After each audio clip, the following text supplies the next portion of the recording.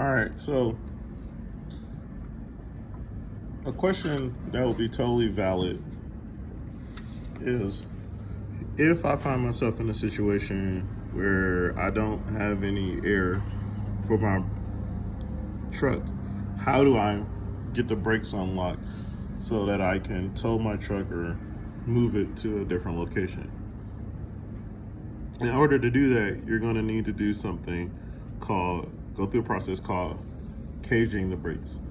And caging the brakes is pretty simple. It's only a couple of tools that you need. You need a caging bolt, a 3/4 socket, so a 3/4 deep socket like this, which is a specialty socket, and a nice quality ratchet. See here, all right, nice quality ratchet, and a caging bolt. So normally your caging bolts are going to be located on your brake can. So right here is the slot where you'll normally find them located on a brake can. A lot of times these may be missing. So I would highly suggest that if you ever find yourself going out on a roll call or something like that, you bring a couple of them with you, because it's a strong possibility that the ones that are supposed to be inside of the brake cans may be missing. Mechanics tend to pillage these on a pretty regular basis. So let's go to the board and show what we're gonna be doing. So you're gonna need all these pieces. You need the washer, the nut, and the caging bolt. Okay, so when we look in the brake can, I don't know how well you can see that. Well, actually you can see it well. So we see that port, that T port in there, and that's basically, we're going to be trying to get this end of that into that port, and we're gonna, once we get it in, we're gonna rotate it so that we can't just pull it right back out. So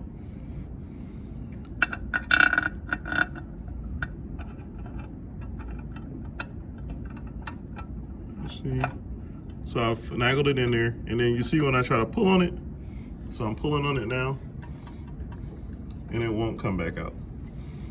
Okay, so then I'm gonna take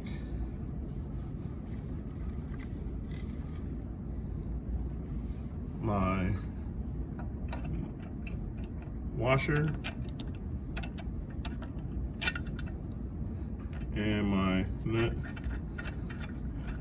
and I'm going to install them.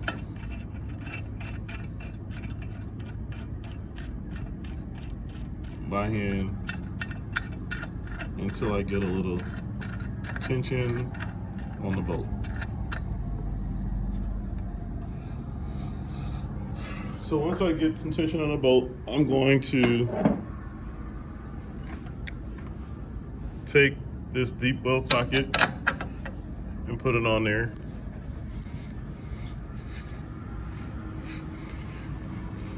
Trusty snap-on ratchet, gonna go on, okay?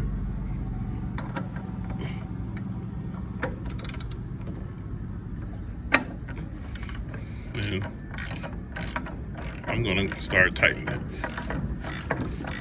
So as I tighten it, let's look over here. And what do we see happening? So it'll probably be, hold on, let me grab a marker and put it on there. That way you can see it better.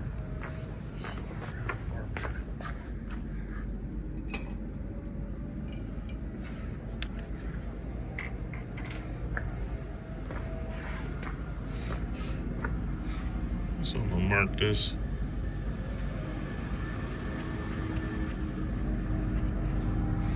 So we can see what's happening.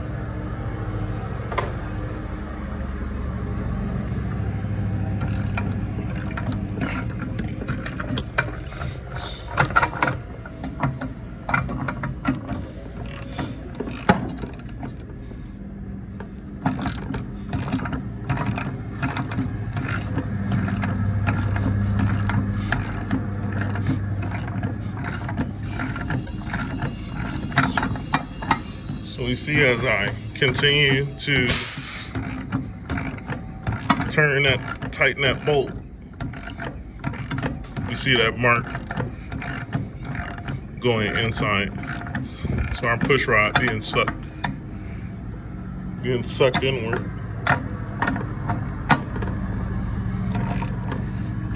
Sorry, the ratchet keeps slipping off.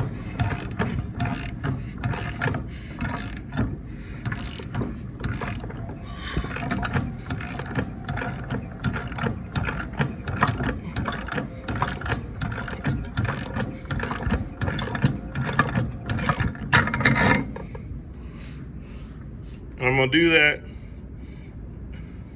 until the brakes are released. So we see that mark totally disappeared now.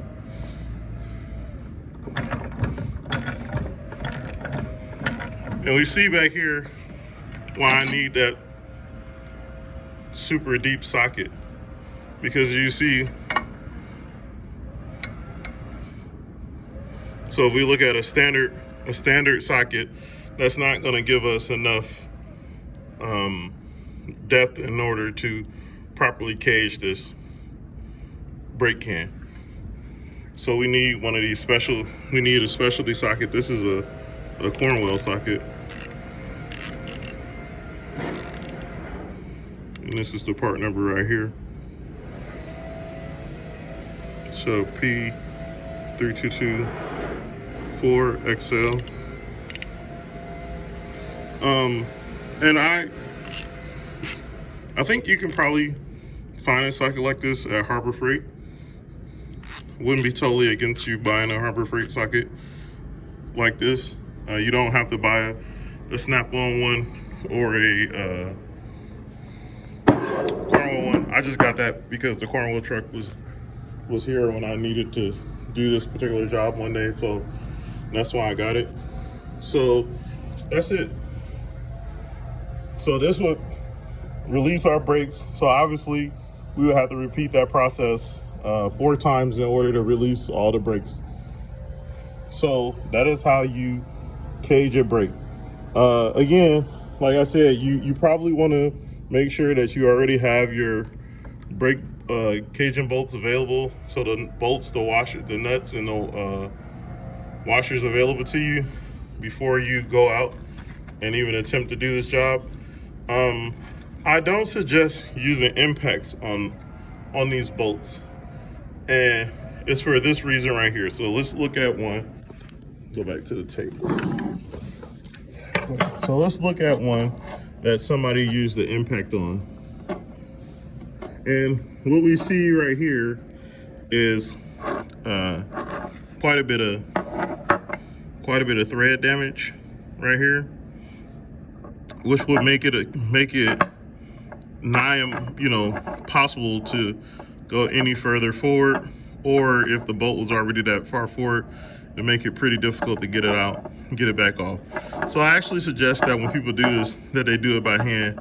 I know that it's faster to use an impact, and I guess if you have a really good feel for how your impact works and you've been working with your particular impact for extremely long periods of time, go for it. But for the novice person this is only your first few times doing this, I would highly suggest that you use a socket or a ratcheting wrench in order to do this job. The first couple times you do it, and especially until you get a good feel for how strong your impact is. A lot of times, as teachers or as, journeyman mechanics, we tell technicians, younger technicians, like, not to use their impacts. And we're not normally saying that because we don't want you to be faster. We're saying that normally because we understand that you probably don't have a good feel for exactly how strong your impact is. And it is really easy to over torque something and break something with the amount of force that these impacts are putting out nowadays. Or I should say impacts have always put out, because everybody remembers back in the day when Snap-ons, air ratchets would almost break your wrist if you got them jammed up in a weird spot, because they had so much torque for a 1/2-inch air ratchet. And that's kind of you know, the perspective that at least I take, and I think a lot of other senior mechanics are taking. We're not wanting you to be slower. It's just that we want you to not break something in the process of trying to fix something or get something going. Like in this case where you were trying to get something to tow or get it into the shop. You know, the last thing I want you to do is be trying to get something in the shop and you end up breaking a bolt off or breaking a can, and it's taking you more time than what it needs to, which is going to add another level of frustration to your day, which is already normally frustrating enough, because everybody knows being a mechanic can be kind of frustrating at times. That is it. That is all I have for this video. If you have any questions, contact me. See you in the next one. Bye.